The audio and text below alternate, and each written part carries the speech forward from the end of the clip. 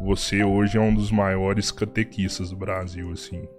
Você sabe que eu tava lá na Polônia, agora nessa viagem que eu fiz, vocês acompanharam pelo Instagram, e eu resolvi, porque eu comecei a receber seguidor do país inteiro, eu pensei, gente, hackearam minha conta e estão comprando seguidor. Na minha cabeça era isso, né? Porque geralmente acontece isso. Não, pode acontecer. Né? Eu falei, deixa eu fazer uma live pra eu saber de onde é que tá chegando esse povo. E eu abri a live. E o povo era de verdade. Cara, eu fiquei muito emocionado com aquilo, assim, do pessoal falando, Padre Fábio, eu te escuto, às vezes eu não consigo ir à missa porque eu moro longe, eu escuto o que o senhor fala, o senhor me catequiza, isso que você falou, assim, muita gente repetiu pra mim, e, cara, é uma responsabilidade muito grande, sabe, muito grande mesmo, chegar aqui, falar o que precisa ser falado de maneira direta, de maneira, eu acho que pedagógica até, né? Porque a gente segue essa seriedade de tudo isso. Mas eu fiquei lisonjeado. Eu tenho que agradecer vocês pelo carinho de me trazerem aqui para eu poder chegar no coração dessas pessoas.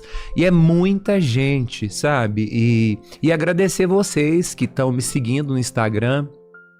E o carinho que vocês têm transmitido pra mim, o carinho de dizer obrigado, de dizer que aquela frase que eu falei te ajudou a pensar melhor, que aquilo que eu escrevi te fez mudar de ideia. Então, muito obrigado, só tenho a agradecer. Tá sendo gigantesco. Sim, não precisa agradecer a gente, o mérito é total seu e a gente fica, cara, a alegria que você tem, de verdade, ela é nossa também, sabe? De perceber que você tá conseguindo levar uma mensagem tão bacana e às vezes as pessoas não te conhecem o tanto que a gente já te conhece, do quanto você é verdadeiro, do quanto você é espontâneo, né? Então, assim, você leva uma palavra que é a mais importante de uma forma muito verdadeira e espontânea, porque a mensagem muitos vão entregar, mas talvez não com a espontaneidade, com a verdade que você traz. Eu tenho esse compromisso, sabe? Uma coisa que o mundo pode exigir de mim, eu jamais vou mentir, eu posso me enganar. Sim. Eu posso porque eu tenho o direito de errar porque eu sou humano, mas eu terei o caráter suficiente de voltar atrás e pedir perdão e corrigir aquilo sobre o qual eu me enganei. Agora, mentir jamais. Eu pensei sobre isso hoje. Se alguém me perguntasse, de verdade, se alguém me perguntasse assim, Robertinho, o que é o maior defeito que alguém pode ter? De verdade, eu acho que é a mentira. Porque tanto pra ele como pra quem tá próximo. Porque quando você mente, você não resolveu o problema de forma nenhuma. Você poderia ter uma opção de resolver o problema, mas a mentira faz com que você se afaste da solução do problema. Então quando você mente, você não resolveu, você não teve integridade, você não foi homem, você não buscou a solução do problema. Porque errar, cara, todo mundo vai errar. Justamente. Mas se você erra e assume, você pelo menos pode caminhar na solução do problema. Quando você mente, cara, você não quis resolver o problema, você sabe que você errou e você se manteve nisso. Porque a mentira é a forma de você negociar o seu caráter, né? Então, quando você mente, você está negociando o seu caráter. Você está dando ao outro a autoridade, inclusive, de julgá-lo com direito. Porque você está mentindo. Né? Então, mentir jamais. E se eu falo, quem me conhece, os meus amigos, vocês já sabem disso, eu não consigo mentir, até porque eu falo demais. Então, se eu mentisse, eu ia cair em contradição o tempo inteiro. Então, eu posso me enganar, ou seja, dizer alguma coisa sobre a qual eu não tenho total domínio e me enganar sobre aquilo. Agora, inventar uma versão, criar uma situação ou reverter situações para poder prejudicar outro, para eu sair melhor, jamais. Eu tenho caráter. Mudar de opinião também? Mudar de opinião também, porque eu acho que enquanto a gente estiver vivo, Rodrigo, a gente tá aprendendo. Sabe, a pessoa que fala eu não vou mudar de opinião, ela tem uma parcela eu acho até eu posso chamar isso até de doença emocional, afetiva, porque quando eu estou disposto a mudar de opinião, significa que eu não fiz nenhum compromisso com o erro. Então, eu mudo de opinião sempre porque eu não tenho compromisso com o erro. Então, se eu errei, eu sou obrigado a mudar de opinião. né? E sendo uma pessoa pública, eu sou obrigado a reconhecer mais ainda. Porque muita gente se espelha em mim. Muita gente me escuta, né? Muita gente tem o que eu falo como aquilo que é o correto. Não que eu queira ser guru, e aliás eu não quero ser guru de ninguém. Não sou guru de ninguém, é importante que vocês saibam disso, tá? Eu malho, tô dando conta de organizar a minha vida. E ainda tá aparecendo um monte de gente pra querer piorar. Mas a gente vai botando a sacola, a viola no saco e organizando as coisas, né? Porque para tudo tem um tempo. Há tempo para plantar e há tempo para colher. Eu estou plantando, né? A colheita vai chegar na hora certa. Você é organizado, você fala que você não consegue organizar a sua vida, não. Mas você tá vindo de uma viagem espiritual onde você guiou as pessoas, levou em, sabe? Eu cheguei terça... Fantástico. Eu cheguei sábado, domingo nós tivemos uma festa linda na Igreja do Rosário, segunda-feira, terça-feira eu embarquei para Fortaleza, tive compromisso em Fortaleza, acabei de chegar no aeroporto, peguei meu carro e vim pra cá. Tá vendo? Você é organizado, quando você cumpre uma agenda. Ou desequilibrado, né? Mas os meus você cumpre, eu já te falei já. Não, aí quando eu falei pra ele, Rodrigão, minha agenda tá toda lotada esse mês, eu tô achando que eu fiz confusão com a nossa data. Porque sexta-feira que vem a gente tem um encontro, né? Eu falei assim, padre, do nada, eu não sei de onde que eu tirei isso. Falei, padre, você tem que arrumar alguém pra cuidar das suas redes sociais, das suas coisas, né? Aí você falou, não, realmente eu tenho, eu preciso que minha agenda... Eu troquei o mês da minha agenda aqui agora, né? Porque eu tenho a clínica, eu tenho meus pacientes, os horários marcados dos meus pacientes, eu tenho a escola de teologia, né? Com 5 turmas de teologia, à tarde e à noite, né? Ainda vou abrir mais 2 turmas de teologia agora. Esse curso de teologia vai passar para a internet, porque um monte de gente que chegou e quer estudar comigo, falando, não, padre, passa esse curso online que a gente vai estudar com você. Legal, então a gente vai passar isso para uma plataforma online, eu tô organizando. Pois é, vamos ver se eu vou deixar você entrar. Vai ter vamos ver se lá ele aprende, né? Pelo menos lá, né? Eu gosto das críticas. Quando eu falo uma coisa e vocês me perguntam, né? Porque as pessoas acham que vocês também são catequizados, que vocês têm obrigação de saber teologia. Vocês perceberam isso? Não, eles falam que nós não somos catequizados, né? Que a gente inclusive, um dos últimos, a galera falou assim, nossa, eu admiro a paciência desse padre conversar com esses dois aí, que não entende nada de Bíblia. Meninos, aproveitem essa oportunidade aí, vão se catequizar aí, vão fazer primeira comunhão, vão fazer... Isso a Leda já te falou. Cara, você falando de fazer a primeira comunhão, porque da última vez você perguntou umas coisas que foi bem legal. E o Augusto tá fazendo, né, a primeira comunhão. O Augusto é o filho. É o filho mais velho. Do meio. Do meio. Ele é o mais velho, mas ele é o do meio. Mas é uma longa história. E eu esse dia eu lembro que aí, tipo assim, eu acho que a primeira coisa que você percebe na primeira comunhão é sobre a hóstia, né, da importância. E aí eu parei pra pensar, falei assim, cara, já tem muito tempo que eu fiz. E realmente a gente não é o melhor praticante. Apesar de que eu fui na missa hoje. Quando você recebe a hóstia ali e volta, eu sempre voltei e ajoelhei e fiz ali. Mas eu não sei se eu tenho que fazer ali uma oração, um agradecimento ou pedir alguma coisa. Ou os 3.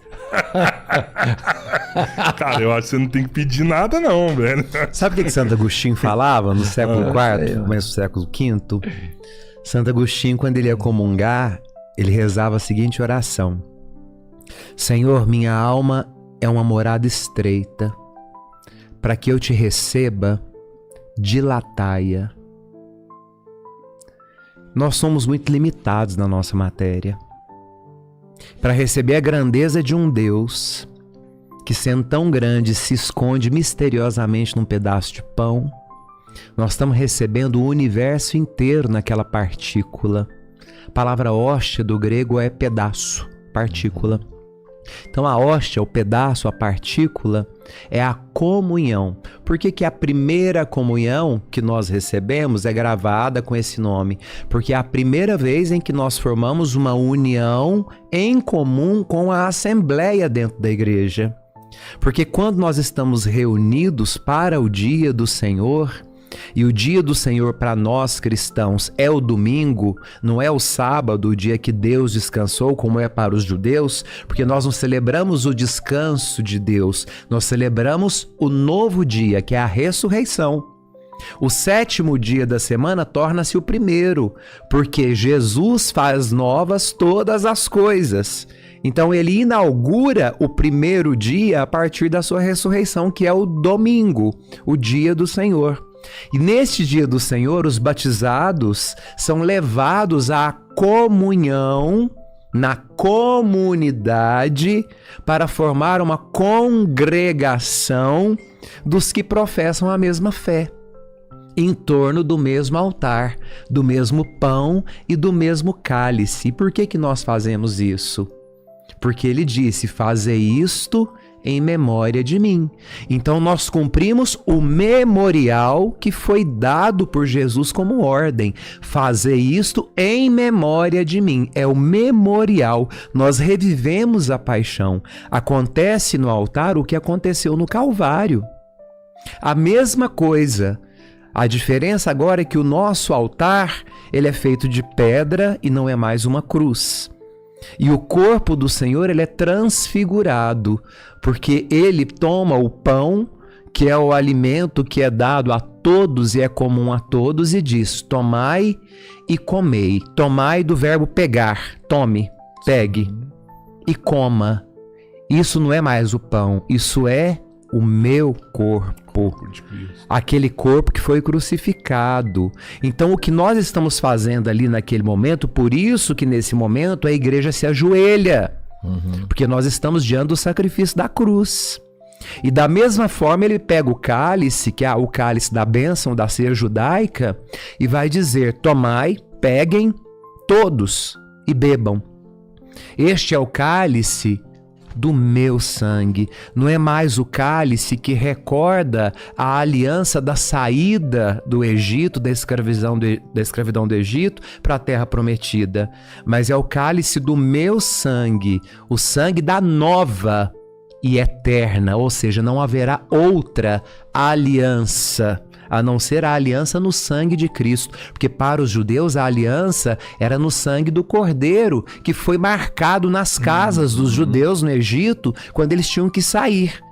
Nós não precisamos mais sacrificar cordeiros, nós não sacrificamos mais animais, porque o sangue dos animais foi tirado do altar uma vez por todas, quando o próprio Deus, feito homem, correndo sangue humano na veia de Deus, ele derramou este sangue na cruz pela paixão que ele tem pela humanidade. Tamanha paixão que fez com que ele, sendo altíssimo, rompesse o tempo e o espaço e adentrasse em nosso meio por um ventre humano, tomando consciência da humanidade por meio de um ventre humano e exalando a nós o perfume do divino, que até então nós não tínhamos. Ele exala para nós o perfume do divino e nós aspiramos o cheiro de Deus. E depois disso, Santo Agostinho vai dizer: aspirei o teu cheiro e agora é impossível me afastar de ti. Então, é o que nos entorpece, é o cheiro de Deus. Tão bem representado pelo símbolo na igreja, que é o incenso. É o símbolo do cheiro de Deus, que sobe diante do altar como as preces que nós elevamos. Então, estar diante do pão consagrado é estar diante do Cristo crucificado, dado como alimento. Tomai e comei, isto é. Ele afirma: isto é o meu corpo. Tomai todos e bebei, isto é o meu sangue. E fazei isto, ou seja, repitam, fazei isto em memória de mim. Então nós respondemos ao final deste momento, anunciamos como cristãos a sua morte, Senhor. Anunciamos, Senhor, a vossa morte. E proclamamos no primeiro dia da semana, reunidos aqui neste templo, a vossa ressurreição, até que o Senhor volte, até que o Senhor venha. E nós terminamos com a frase do Apocalipse, Maranatá, do grego, vem, Senhor. Maranatá, vem, Senhor. Então, todas as vezes que comemos deste pão, todas as vezes que bebemos deste cálice, anunciamos, Senhor, a vossa morte, enquanto esperamos a sua vinda. Porque quando ele voltar, não será mais necessária nenhuma missa. Porque o reino de Deus já será uma verdade para nós. Então o sacrifício definitivo não será mais preciso, porque Jesus já voltou. Nós oferecemos o sacrifício até que ele venha. Então, quando vocês comungarem e não souberem o que dizer, façam como Santo Agostinho. Minha alma é morada estreita, para te receber, dilatai-a, Senhor. O que é lataia? Dilatar, abrir, expandir. Porque Deus é grande demais para caber em nós. E a minha alma é muito estreita porque eu sou humano. Eu vivo na matéria. Eu padeço pelos pecados da matéria. Eu padeço pelo peso de ser gente. Para receber a divindade, só com a graça de Deus dilatando a nossa alma. Do contrário, seria impossível. A hora que a gente fala, vem Senhor, será que ele já não tá aqui assim? Não, ele está em nós pelo Espírito Santo, Paráclito. Quando ele subiu aos céus, ele prometeu, não vos deixarei órfãos. Quando eu voltar para junto do meu Pai, eu vou enviar-vos um outro defensor. A palavra defensor no grego é traduzido como advogado. Paráclitos. Do grego é advogado, defensor, aquele que defende. E isso acontece no Pentecostes, que é quando nasce a igreja. A comunidade cristã nasce pela unção do Espírito Santo. E em Pentecostes, a igreja reunida pelo Espírito Santo anuncia ao mundo essa verdade. Anunciamos, Senhor, a vossa morte. Mas só anunciamos por quê? Porque o Espírito Santo age em nós. Porque sem o Espírito Santo nós não somos capazes de dizer aquilo que é a revelação de Deus. O que é revelado por Deus é revelado pelo Espírito Santo, que Jesus, voltando para junto do Pai, envia sobre nós. Portanto, nós professamos, e inclusive essa é uma questão de fé que gerou muita contenda na Idade Média com os católicos do Oriente. Quando nós professamos que creio no Espírito Santo, Senhor que dá a vida e que procede do Pai e do Filho. E com o Pai e o Filho, ele é adorado e glorificado. O Espírito Santo. Ele que falou pela boca dos profetas.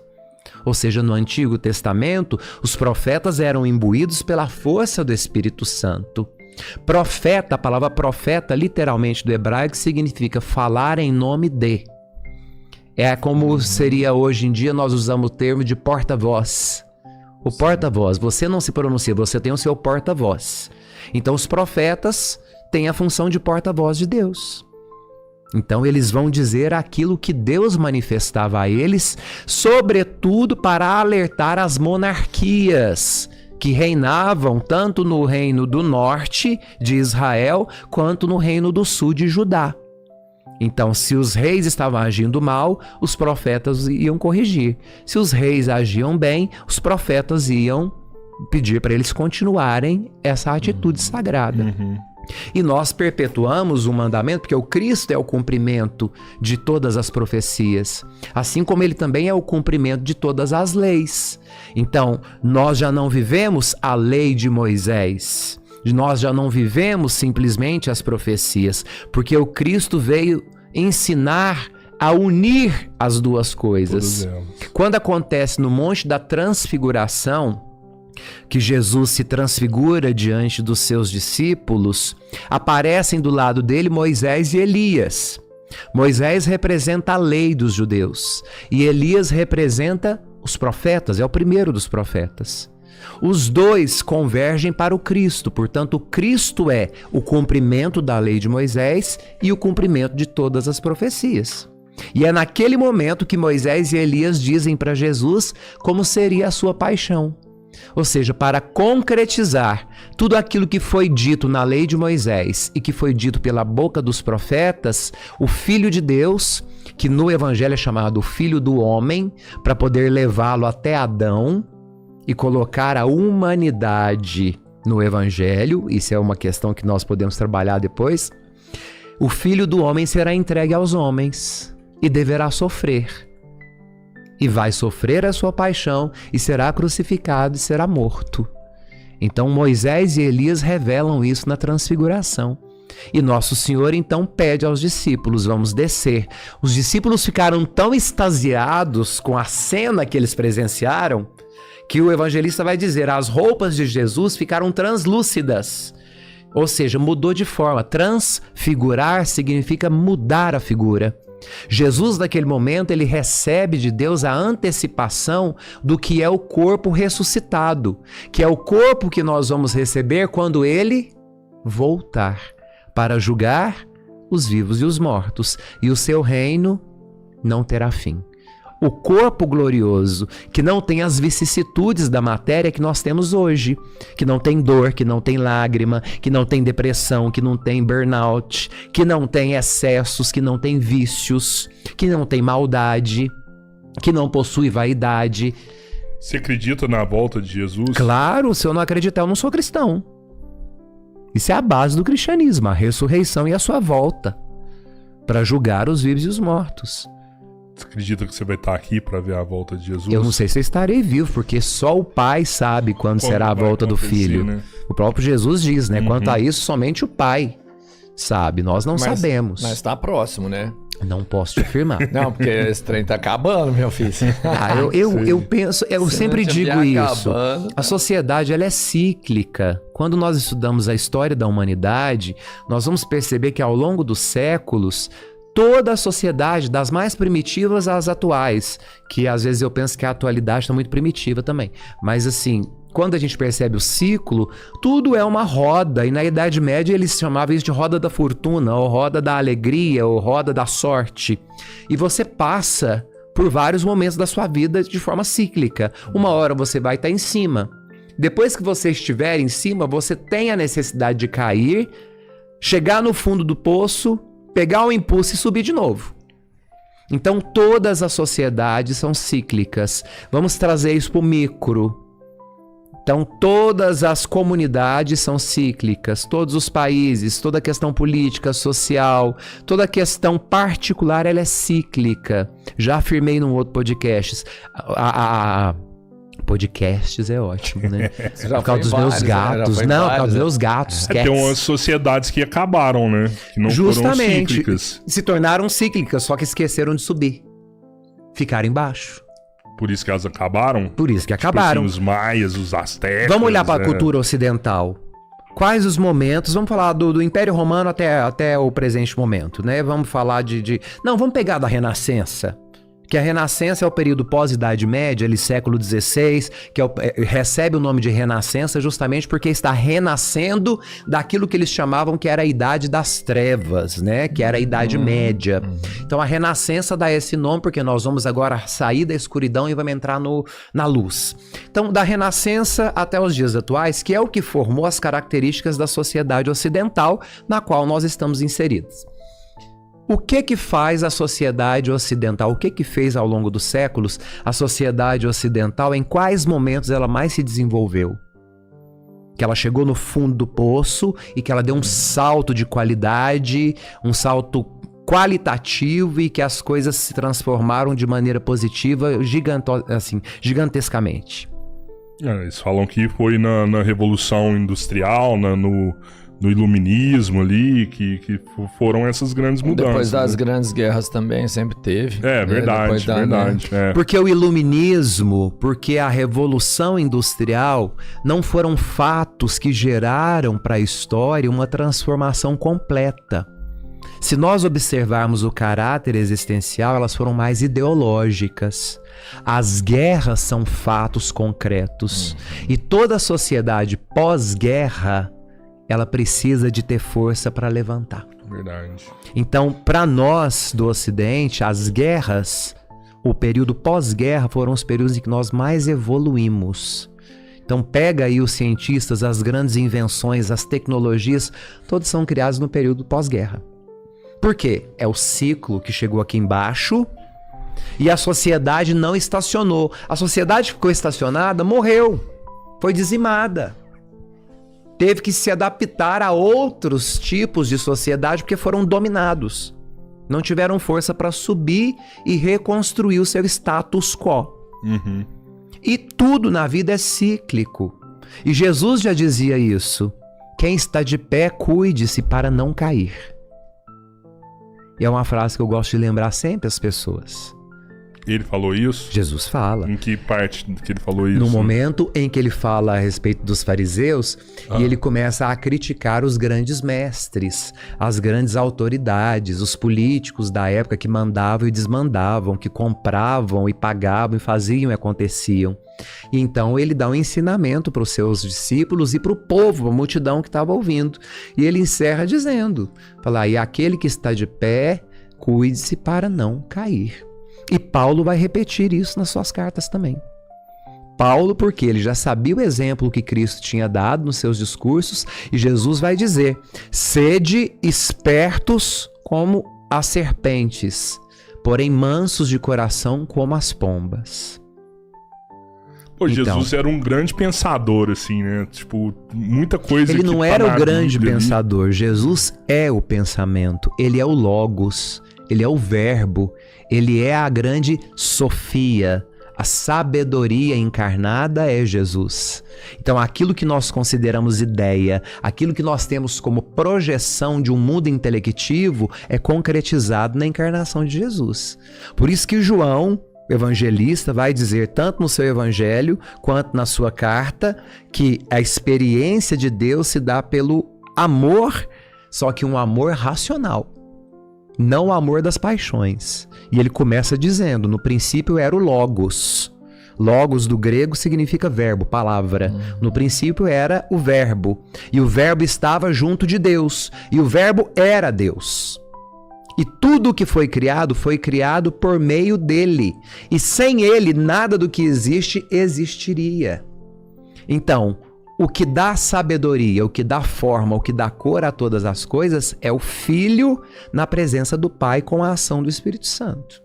Portanto, quando falar que Jesus era um cara sábio, é redundante dizer que Jesus era sábio. É redundante dizer que Jesus sabia tudo. Pelo contrário, ele é a sabedoria. Se alguém sabe alguma coisa, sabe depois de. E mesmo aqueles que vieram antes de Jesus, como os filósofos, a própria sabedoria dos filósofos e dos grandes pensadores já era uma inspiração do Cristo, preparando o caminho para a compreensão de si mesmo. É o Cristo per si. É ele, por ele, já antecipando o seu próprio caminho. Ele é a sabedoria. Por isso que quando nós rezamos, nós iniciamos pedindo a inspiração de Deus pelo Espírito Santo, pois a sabedoria nos vem pelo Espírito Santo que nos foi dado, derramada em nossos corações, e está em nós apesar de nós. É por isso que o povo fala que você fala pelo Espírito Santo, assim, ó, porque você fala com sabedoria. Muita gente tá falando que escuta o Espírito Santo em você. Não, eu falo aquilo que eu estudei. Padre, o Espírito Santo fala através dele. Mas Amém. aqui, assim, vamos entender, porque isso também é uma parte do que a gente tem que, além de entender, é parte da fé. Aqui, quando você tá falando aqui, lógico, você tem todo o conhecimento, você vive isso há anos, você estuda, você pratica, mas aqui é o Fábio. É o Padre Fábio? É o Padre Fábio, mas é mais a pessoa do Fábio que tá falando aqui. Mas quando você não, tá no altar... Fábio. mas quem tá falando que é a pessoa do Fábio. Enquanto magistério, eu tô entendendo onde você quer chegar. E agora, só pra gente entender o final. Mas quando você tá no altar, não é o Fábio que fala. Ali é o Padre Fábio. Ali é a uma igreja. outra entidade, não é? Porque a igreja me constituiu servidor dela. Então eu não faço nada em nome do Fábio. Isso. Nada, nenhum ato litúrgico, nenhum ato dentro da minha igreja pode ser do Fábio. Os atos da minha igreja, eles são realizados pela autoridade da igreja e eu não tenho direito de mudá-los. Qualquer coisa que não seja católico, que não pertença à igreja, à tradição, ao magistério e às escrituras, acontece da porta da igreja para fora. Como, por exemplo, o rito de receber os pais e mães de santo ali na Praça do Rosário, que é um lugar que foi construído por eles. Então, recebê-los é uma questão de dignidade. Eu, como responsável daquela capelinha, eu os recebo. Eles não entram no templo. Eles não rezam no meu templo. Pô, mas seria um problema eles entrar lá? Não faz sentido porque eles têm o deles. É como eu ir pro deles. Não. Tá, mas se Problema nenhum. Se eles quiserem, ó, bom entrar aqui. Problema nenhum. Eles não Não tem podem problema mudar ali. Não, né? eles Vai não têm entrar, vai autoridade ouvir. sobre o templo. Não né, Justamente. fazer o rito deles dentro da igreja. Não, o rito Isso não. deles é no templo. Eles já têm o templo lá deles no pra lugar isso. deles, Cada né? um no seu É, lugar. Mas a igreja é portas abertas o pra Fábio falou eles. sobre isso, né? já. E eu acho que nenhum... Isso é muito louco, esse negócio que você falou, assim. Porque eu vi gente falando assim... Nossa, que absurdo. Candomblé na porta da igreja. Não, teve um que falou assim, ele abraça pais de santo. Nossa, que absurdo. Isso na... Não, Aí eu fico vendo que Jesus... absurdo não abraçar, você católico falando falar uma parada isso. dessa. Não, e eu fico pensando, Nossa Você Senhora... julgar uma parada dessa. Eu fico pensando no Nosso Senhor que abraçava os leprosos que na época não podiam nem entrar nas cidades, porque eles eram pecadores públicos. As prostitutas que viviam junto com ele. Os bandidos. Toda a minoria que não era aceita pela sociedade era quem vivia com Jesus. Mas ele abraçava e aceitava Ele a abraçava... diferença? Ou ele abraçava e falava, a partir de agora você vem comigo? A partir de agora você vem comigo. Porque não adianta eu te acolher... Mas era um convite, não era uma obrigatoriedade. De forma alguma. Jesus nunca obrigou nem os apóstolos a serem apóstolos. Sempre teve O convite livre-arbítrio. sempre foi, vem e segue. Agora, seguir é uma escolha sua. Só que quando ele falava era foda, né? Porque Você escuta um falando, chamado você já de Deus. Quando você fala, a gente já se... Sabe, a gente já é tocado em diversos momentos.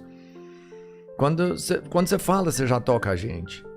Não, Imagina e tem o uma coisa mestre, interessantíssima, por exemplo, com os pais de santo, com os filhos de santo.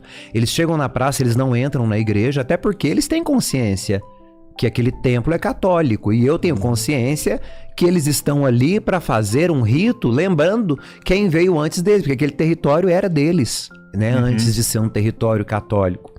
Então, é respeitar a ancestralidade, é respeitar a história da cidade, respeitar a história daquele povo que tá ali. E, sobretudo, do povo preto, que é marginalizado até hoje. É muito louco isso aí, né? Tipo assim, nós somos brasileiros, né? E o Brasil hoje é uma mistura de religiões, né? A gente tem os kardecistas, tem os evangélicos, tem os católicos, as de matrizes africanas, tem os ateus, né? E, cara... Você só vê essa intolerância de parte de católico, assim. Eu não sei se é cristãos, uma percepção minha. católicos e protestantes. Não sei se é uma percepção minha, assim, mas tipo assim, eu posso ir pra um centro espírita que eu vou ser bem recebido lá Com dentro certeza. e ninguém vai me tocar de lá. Ninguém vai achar um absurdo de eu estar entrando lá. Eu posso ir pra um terreiro e entrar lá no terreiro e beber pinga lá e participar, não sei o quê. Você tá indo pro terreiro ou pra um bar? Hã? Terreiro não é pinga. Terreiro é seco. Não, o caboclo bebe a pinga lá. O Terreiro, não vamos trabalhar dessa forma. A pinga você bebe no boteco. O que acontece no rito dentro de um terreiro é rito sagrado. Tá, mas o caboclo bebe a cachaça lá. Mas- é só o caboclo que Mas bebe. veja bem, eu não sei quem que bebe, mas a partir do momento que eles bebem, pra eles não é cachaça. Sim. É algo que faz parte de um ritual. Nós temos que ter esse discernimento. Eu não sei. Eu acho que é cachaça, porque o caboclo ele gosta de cachaça. Ele mesmo fala. Você lá, frequenta? Vai larga de heresia, Hã? mano. Você não frequenta? sabe. Não frequento. E você tá mas falando isso a partir de quê? Já teve algumas pessoas aqui que de outras religiões e a gente Rodrigão, tá se inteirando. você tá inventando coisa.